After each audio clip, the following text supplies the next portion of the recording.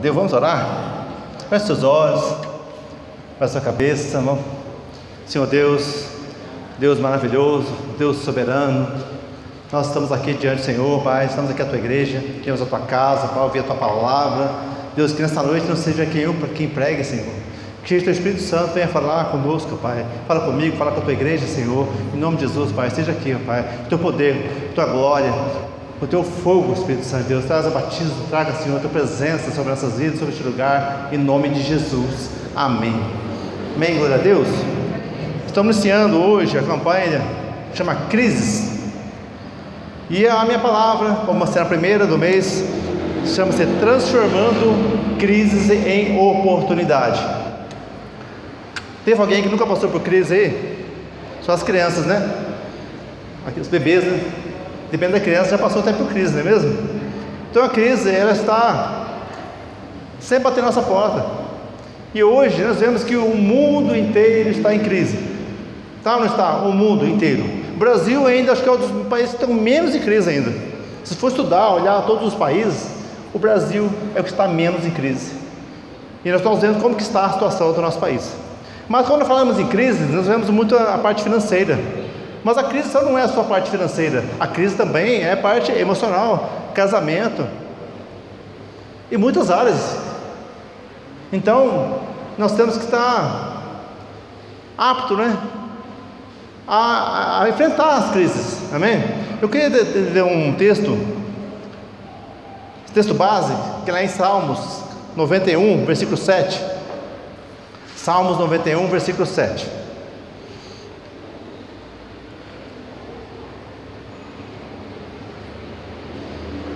Passar para a igreja que a crise de um cristão, verdadeiro cristão, é diferente. Ou melhor, não precisa passar por crise. Fala assim, Salmos 91, versículo 7. Fala assim: 1000 cairão ao teu lado e 10.000 à tua direita, mas não chegará a ti. O que nós entendemos por esse texto? Que o mundo vai estar caindo lá fora, muitos sendo atingidos, mas nós não seremos atingidos, desde que nós temos aliançado a igreja, aliançado a palavra, a Deus, fidelidade, obediência. São muitas coisas que temos que fazer, mas a base que é o que? Cristo. Estamos na rocha, que é Cristo.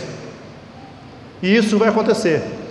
Muitos cairão ao teu lado, mas você não vai cair. Amém? E em tempos de crise, que muitos negócios acabam, empresas vão à falência, casamentos chegam ao fim, pessoas até perdem a vida.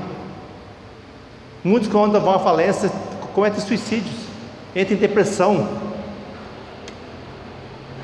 Dessa forma, aparentemente, prosperidade e crise andam em caminhos contrários. É como nadar contra a correnteza. Mas eu te falo, igreja, nadar contra a correnteza vai te fazer mais forte. Concorda comigo? Talvez você não vai até a velocidade que você precisa, mas vai te fortalecer. E aí você estiver nadando numa água parada, você vai ter muita resistência. E quando estiver a favor da correnteza, então, como você vai nadar? Então nós temos que entender que a crise, ela vem para nos fortalecer.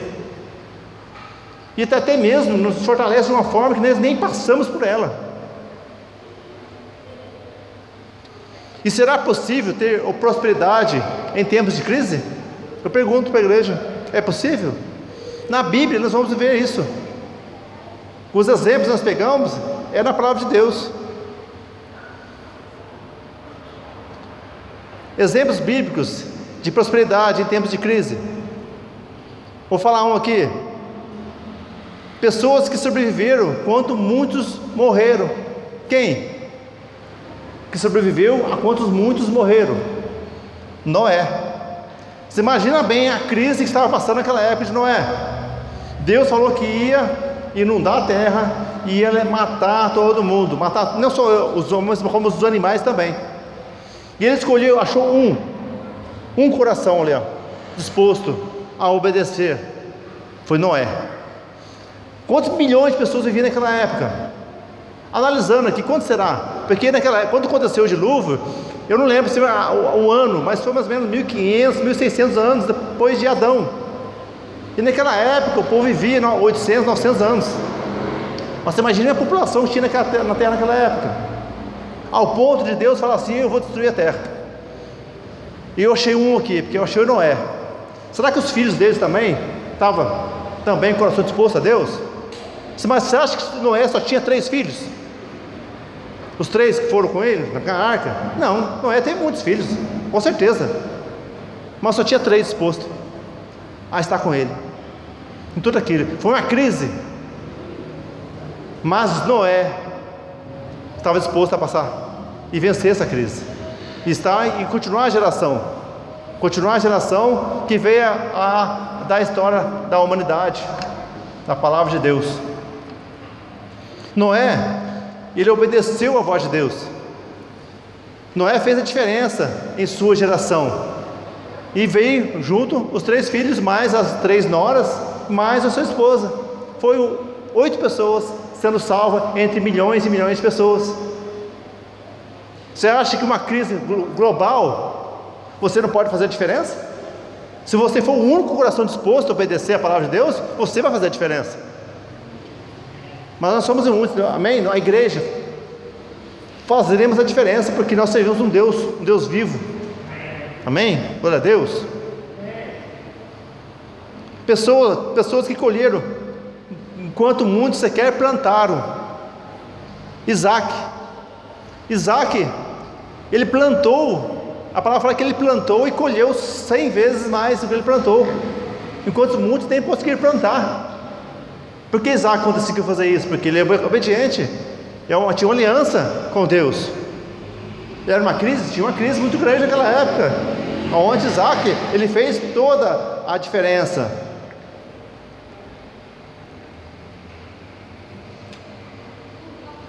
E o Isaac, ele obedeceu a voz de Deus. Isaac semeou. Outros, Elias, exemplo de Elias. Existia uma grande fome na terra. Inclusive Elias mesmo decretou aquela fome. Por quê? Porque ele decretou que não ia chover sobre a terra. E ficou quanto tempo? 3 anos e meio sem chuva. Houve uma crise, porque ele decretou, porque que Deus mandou decretar aquela fome. E Deus o sustentou através dos corvos, através da viúva de Sarepta, onde Deus viu ele, a viúva de Sarepta, e ela vai te sustentar. Chega lá, a viúva não tinha nem para ela. Ela falou para ele assim: ó, eu tenho aqui um pouco de farinha, um pouco de óleo, né, de azeite, vou fazer um bolo para mim e meu filho comer, e depois vou morrer, porque não tem nem para nós. Mas aí Elias falou assim para ela: faça um bolo para mim, traz um copo d'água, faz um bolo para mim, que não vai faltar o azeite na tua casa. Decretou sobre a vida dela, e ela fez o que ele falou. Ela obedeceu, ela foi corajosa de obedecer a voz do profeta, porque ela sabia que ela ia fazer um bolo e não ia ter mais nada. Ela podia muito bem negar: não, eu não tenho nem para mim, eu vou fazer o que eu tenho aqui, eu vou comer meu filho, e não tem nada para você não. Mas ela obedeceu, e a partir daquele momento não faltou azeite naquela casa. A botija que ela tirou o azeite para fazer o bolo para Elias, toda vez que ela ia lá, tinha lá o azeite lá, e ela foi sustentada até o fim daquela seca, até que viesse alimento naquela terra. E foi até sustentado por um anjo, tudo em meio a crises. Uma coisa eu garanto para vocês, igreja: nós, como servos do Deus vivo, nós faremos a diferença nessa terra. Amém? Glória a Deus. Outro que venceu a crise, José, ele prosperou em crise familiar. José, ele é considerado o dedo duro da família. Ele era não era o mais novo, tinha um mais novo que ele, né? Ele era o segundo mais novo. E o pai dele mandava ele vigiar os irmãos. Era 12 irmãos, né?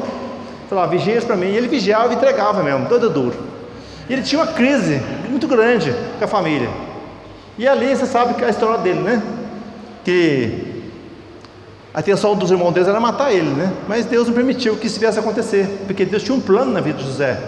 José foi vendido para o Egito.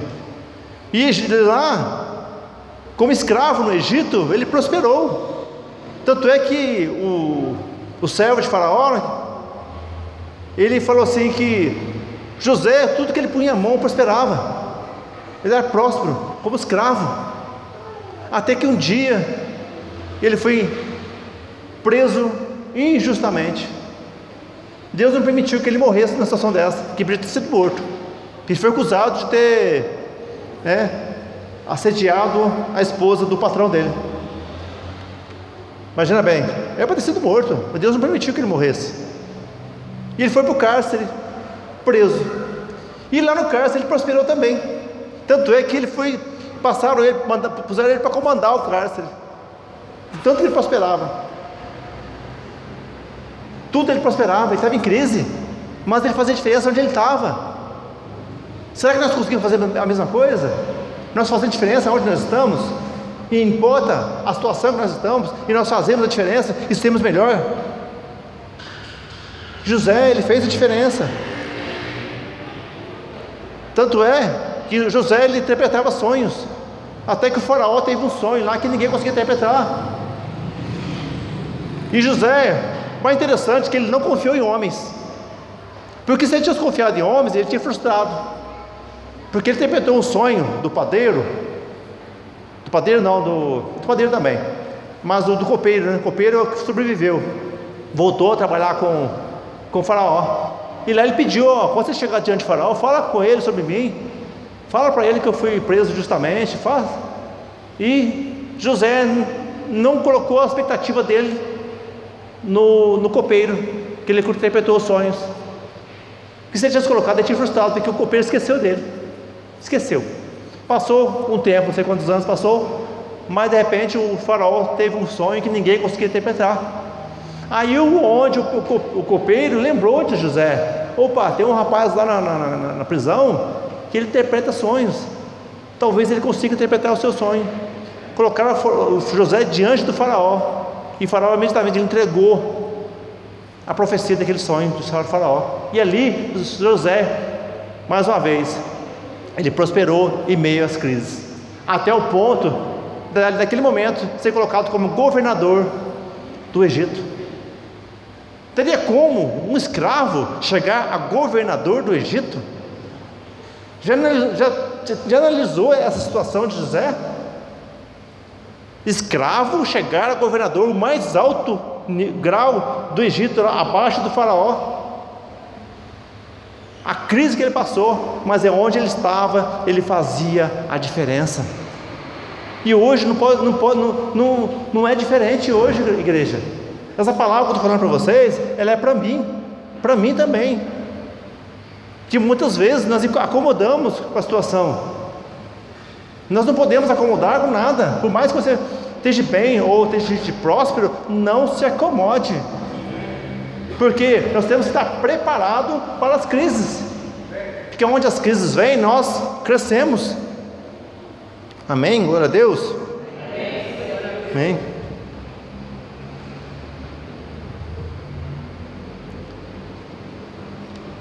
E a palavra diz que maldito é o homem que confia no homem, não é mesmo? Lá em Jeremias fala isso. Você vai confiar em homens? José não confiou em homens, José confiou em Deus, no Deus que ele servia. Então confia em Deus, faça aquilo que tem que ser feito, faça a tua parte, que Deus vai fazer a parte dele. Amém? Glória a Deus. Tem uma história da águia, todo mundo já deve conhecer essa história, né? O que a águia faz? A águia chega, eu não sei quanto tempo vive uma águia, ela deve viver em torno de 80 anos, uma águia. Lá para os 40 anos, a águia, o que acontece com ela? O bico dela está fraco, as garras estão fracas e as penas estão pesadas.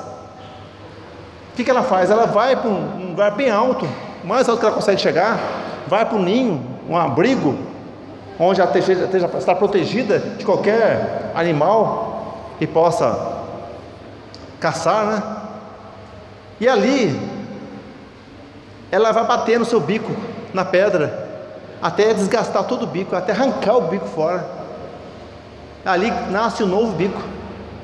Não sei o tempo que leva para nascer um bico, mas com esse novo bico que nasceu, o que ela faz? Ela vai lá e começa a arrancar as garras dela, arranca as garras. Aí nasce uma nova garras. Aí com esses novos bicos, essas novas garras, ela arranca todas as penas dela. Ela fica sem pena, porque aquelas penas estão pesadas, dificultando ela a subir mais alto, dificultando ela a caçar. E ali é que nasce novas penas. Durante 6 meses mais ou menos, a águia está pronta, novinha. Quer dizer, ela passou por uma crise, não passou? Ela já estava passando por uma crise antes, porque as penas estavam pesadas, ela não conseguia voar como conseguia antes, as garras estavam fracas, os bicos estavam desgastados, e depois ela resolveu passar por mais uma crise, de arrancar tudo, e ficar 6 meses praticamente sem alimento, esperando que viesse a crescer novas garras, novos bicos e as penas novamente. E ali ela estava pronta como uma águia nova, para caçar, para viver mais 40 anos, até o fim da vida dela. E nós podemos pegar o exemplo da águia, que muitas vezes nós temos que às vezes passar por uma crise para nós crescermos. Eu lembro um exemplo, eu tive uma empresa, né?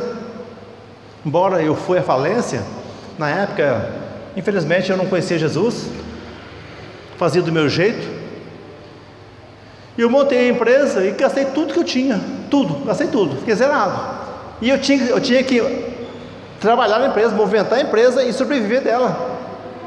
Só que eu tinha que investir mais dinheiro na empresa ainda, e eu não consegui. E eu queria continuar com o mesmo padrão de vida que eu tinha antes. O que eu tinha que ter feito? Eu tinha que ter feito uma reserva, não sobreviver da minha empresa, para poder a empresa poder se sustentar, para depois de 1 ano, 2 anos, aí que eu viria tirar o sustento dela. Então muitas vezes eu tenho que baixar o nosso padrão de vida, para que depois nós venhamos conseguir usufruir daquilo. É igual uma pessoa que planta, às vezes ele tem lá um saco de semente, ele poderia muito bem comer aquele saco de semente, ficar ali 2 meses, 3 meses comendo, na boa. Mas o que ele prefere fazer? Não, eu vou pegar essa semente aqui e vou plantar, vou ficar sem comer, eu vou deixar só aqui, eu vou deixar os migalhos para me alimentar, para não morrer de fome. Mas após a colheita, ele ficou um tempo sem se alimentar praticamente, passar por crises, aí que vem a colheita, aí vem a abundância. Então muitas vezes nós temos que parar e deixar um pouco das mordomias, deixar os gastos, e podemos chegar ao ponto de poder usufruir depois. E onde foi o meu erro? Eu queria continuar com a minha mesmo padrão de vida que eu tinha antes, uma empresa que estava começando, não deu outra, foi a falência. Entrei a falência, fechei a empresa, voltei para o mundo, voltei a trabalhar, voltei a fazer o que tinha que fazer, e para pagar a dívida que eu fiz ainda. Não soube passar pela crise. Hoje não, hoje é diferente. Hoje eu tenho Jesus, hoje eu tenho a palavra que me dá direção, o que eu devo fazer, o que eu não devo fazer. Amém? Glória a Deus. Outro, Gideão, ele montou seu exército em crise. O exército estava em crise, 32 mil homens, tudo em crise, praticamente. Aí o que Deus fez? Deus ele foi lá e separou os valentes. Todo mundo conhece a história de Gideão. Hoje foi pregado muito sobre Gideão de manhã, nas palavras de hoje. E ali Deus separou dos 32 mil homens, ele separou 300 homens valentes para fazer a diferença. E Deus usou 300 homens para derrotar os midianitas, que eram milhares e milhares de homens. Uma quantidade enorme. Só que tem uma coisa: os 300 é capaz de derrotar os midianitas? Jamais. Simplesmente aqueles 300 tinham que estar disposto a obedecer às ordens e crer que Deus estava no controle, que foi Deus que separou os 300. Não foi eles que tomaram a decisão por eles mesmos de fazer aquilo. Não. E eles obedeceram. Tanto é que Deus estava à frente. O que aconteceu? Deus mandou, esses 300 homens, cada um pega um jarro de barro numa mão e uma tocha acesa na outra mão. E todo mundo enfileirado assim, à noite, próximo aos Midianitas, onde estava acampado. E eles falaram assim: agora vocês vão descer fazendo muito barulho, vocês vão quebrar os vasos ao mesmo tempo, todo mundo, né, com a tocha na mão, e fazer muito barulho. O que Deus fez? Eles tinham que obedecer fazendo isso, não é mesmo? O que Deus fez? Ele foi lá no meio dos midianitas e fez que os midianitas pensassem que eles estavam sendo atacados, só que na verdade ele estava distante dos midianitas. Aí eles acharam assim: nós estamos sendo atacados. Eles começaram a atacar um ao outro, achando que era o inimigo.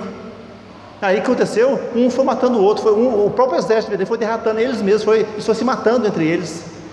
E o que sobraram, aí os 300 foram atrás para poder terminar com a guerra. Está vendo o que Deus faz? Porque muitas vezes nós não vamos enxergar aquilo que Deus tem para nós. Nós enxergamos no mundo natural, nós só olhamos não chegamos no espiritual, né? Chegamos no natural. O natural, muitas vezes nós chegamos ao ponto de falar: não tem chance, onde que eu vou conseguir vencer aqui? Mas Deus vai te dar a direção, cabe a você a obedecer, porque a parte de Deus é Ele que vai fazer, é Ele que vai fazer. Quantas guerras aí o povo judeu, o povo de Israel venceram, você não tem condições nenhuma de vencer aquela guerra. Simplesmente, a primeira coisa que devemos fazer é se humilhar diante de Deus, saber quanto Ele é poderoso, quanto Ele é grande, quanto Ele pode todas as coisas, e humilharmos diante dEle e cremos que Ele está no controle. Porque praticamente todas as guerras que o povo judeu, o povo de Israel venceu, Deus estava à frente, porque era um povo pequeno, sempre foi um povo menor, mas é Deus que inicia as guerras, é Deus. Quer dizer, era crise que eles tinham que passar, mas eles não passavam pelas crises. Sabe quando que eles passavam por crise? Quando eles desobedeciam. E quantas vezes você vai ler a palavra de Deus, ver quanto aquele povo desobedecia a Deus, e quando eles desobedeciam, eles perdiam guerras, eles entravam em crise, passavam fome. Mas tinha um povo separado lá no meio deles, e esse povo separado estava no meio deles. Deus fazia a diferença neles, naqueles poucos. E é assim que Deus faz. Outro, né, para encerrar, Daniel. Eu gostaria que abrisse, né, a palavra lá em Daniel, capítulo 6, versículo 4. Falando um pouquinho de Daniel. Daniel, ele é protegido em meio às crises. O rei Dario, né, naquela época, depois de passar pelo rei Nabucodonosor, aí veio Dario. Dario, ele levantou 3 governadores para cuidar de todo o império, né, do seu governo. E desses 3 governadores, Daniel era um deles. E o que ele fez? Ele resolveu colocar Daniel para ser chefe dos outros 2 governadores. Pensa no que deu. Se os outros 2 governadores gostaram disso, saber que Daniel era um escravo, que ele era um judeu, que estava prosperando em meio às crises, porque aquele povo judeu naquela época, que começou na Babilônia, eles eram escravos. E Daniel, por ser um homem diferente, um homem temente a Deus, ele sempre fez diferença, desde lá do governo de Nabucodonosor. E todos os governos que vinham, ele prosperava, fazia diferença. Vamos ler aqui, Daniel capítulo 6, versículo 4, vamos ler até o 11. Está ali, está assim: então os presidentes e os príncipes procuravam achar ocasião contra Daniel a respeito do reino, mas não podiam achar ocasião ou culpa alguma, porque ele era fiel, e não se achava nele nenhum erro nem culpa. E então esses homens disseram: nunca acharemos ocasião alguma contra este Daniel, se não acharmos contra ele na lei do seu Deus. Então esses presidentes e príncipes foram junto ao rei e disseram-lhe assim: ó rei Dario, vive para sempre. Todos os presidentes do reino, os capitães, os príncipes, conselheiros e governadores concordaram em promulgar um edito real e confirmar a proibição que qualquer que, por espaço de 30 dias, fizer uma petição a qualquer Deus ou a qualquer homem, a não ser a ti, ó rei, seja lançado nas covas dos leões. Agora, pois, ó rei, confirma a proibição e assina o edito, para que não seja mudado, conforme a lei dos medos e dos persas, que não se pode revogar. Por essa razão, o rei Dario assinou o edito e a proibição. Daniel, pois, quando soube que o edito estava assinado, entrou em sua casa. Ora, havia no seu quarto janelas abertas para o lado de Jerusalém, e 3 vezes no dia se punha de joelhos e orava, e dava graças diante do seu Deus, como também antes costumava fazer. Então aqueles homens foram juntos e acharam a Daniel, orando e suplicando diante do seu Deus. Aqui nós vemos a situação de Daniel. Daniel, como estava em meio a crises, porque ele era escravo, mas como escravo ele prosperou onde ele estava. Então onde ele estava, o dinheiro prosperava, porque ele era um homem temente a Deus, obediente a Deus. Tanto é que Daniel, ele orava 3 vezes por dia. Ele se colocava diante de joelho e orava todos os dias 3 vezes. Eu confesso, igreja, que eu tentei fazer isso, tá? 3 vezes por dia, botar o joelho no chão e orar. Consegui alguns dias, depois não dava mais. Eu vou tentar de novo. Amém? Quem está disposto aí, 3 vezes por dia, botar o teu joelho no chão e orar? Que seja 5 minutos. Estão dispostos? Vamos fazer um trato aqui? Fazer isso? De manhã, de tarde, de noite. Joelhar no chão e clamar ao Deus, ao nosso Deus. Amém? Você vai ver o que Deus vai fazer na tua vida. Glória a Deus. E Daniel, mesmo esse decreto, porque esse decreto foi forjado por esses outros dois governadores, 2 príncipes.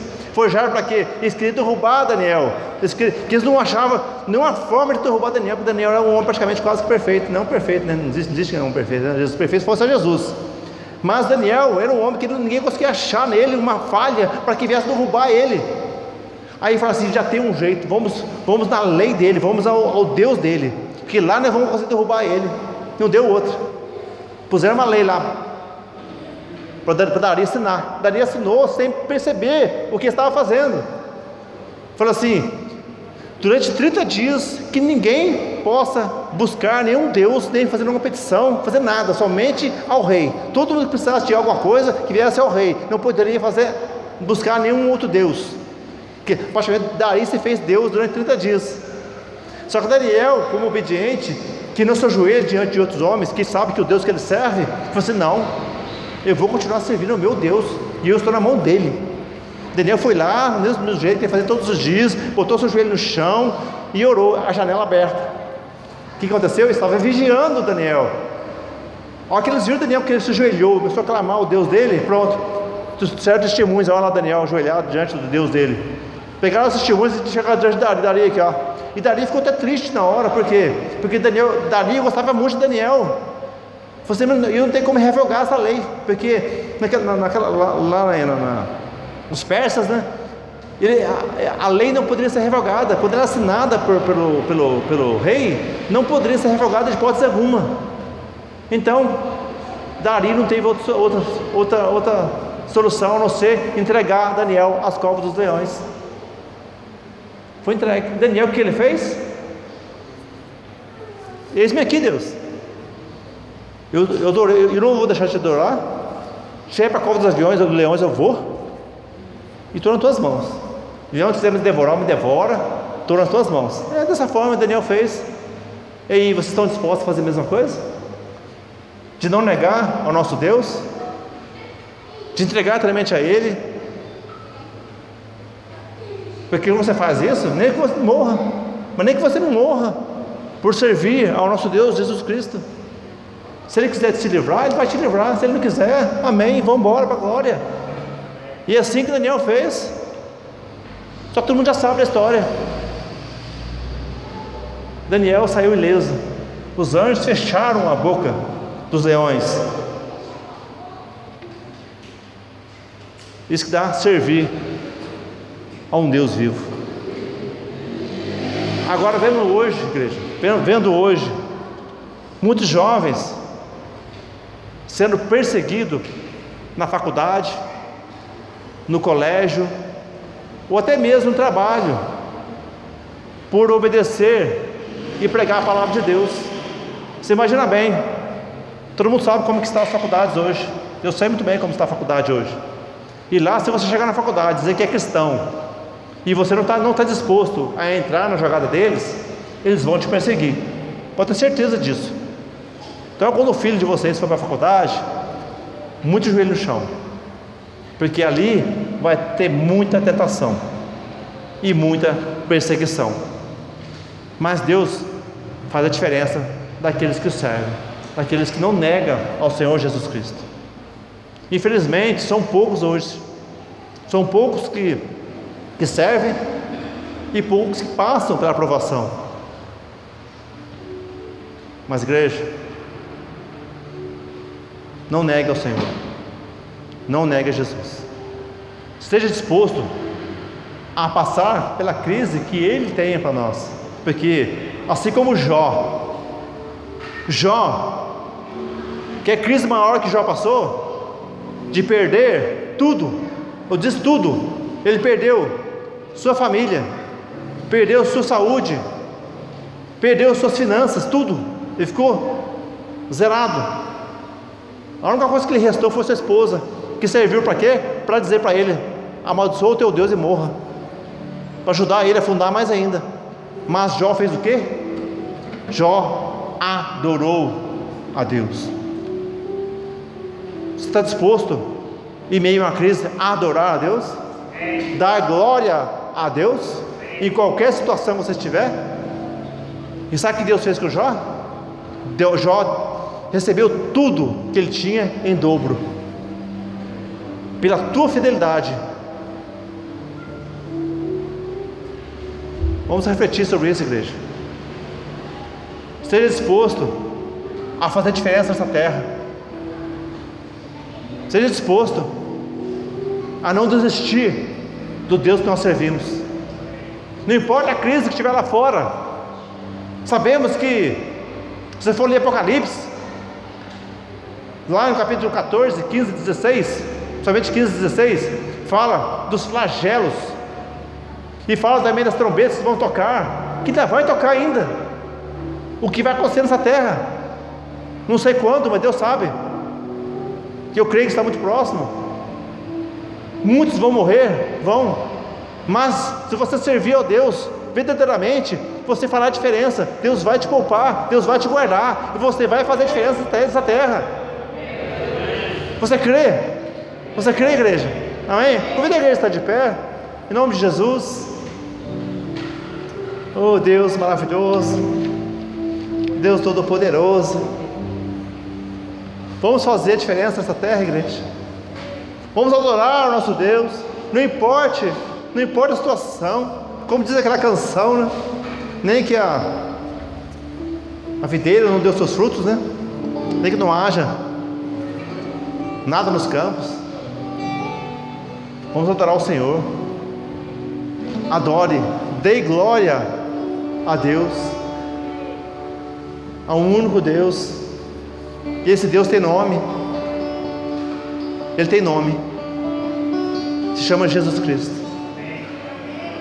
porque Ele pagou um outro preço por você e por mim, né? Naquela cruz. E Ele recebeu todo o poder no céu e na terra. Cabe a nós entregar inteiramente a Ele nossas vidas, e fazemos o que tem que ser feito, fazer nossa parte, trabalhar. Temos que trabalhar sim, temos que sair do cômodo, porque muitas vezes nós acomodamos com as coisas, e quando nós acomodamos com as coisas, as crises vêm, nós não conseguimos passar por ela, porque nós temos sempre que estar incomodado com as coisas, sempre querendo melhorar mais. E quando você quer ficar rico, quer ganhar muito dinheiro, não querer ganhar dinheiro só para você, não, querer ganhar dinheiro para ajudar a igreja, para a igreja crescer. você ajudar os pobres, ajudar os irmãos, fazer a tua parte, aí sim Deus vai fazer a diferença na tua vida, porque aí você prova, mostra para Deus que você não tem amor ao dinheiro. Sabe por que eu não passo por crises financeiras?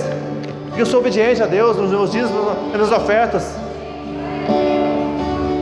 Pode acontecer a crise que for aí fora, eu vou fazer diferença nessa terra, e convido você também a fazer diferença nessa terra, em nome de Jesus. Oh, glória a Deus, glória a Deus, oh Deus maravilhoso. Eis aqui, ó Pai, sua noiva, Senhor Jesus. Possamos, ó Pai, passar pelas crises, Senhor, sim, mas te adorando, Senhor Jesus, obedecendo a tua palavra, Senhor.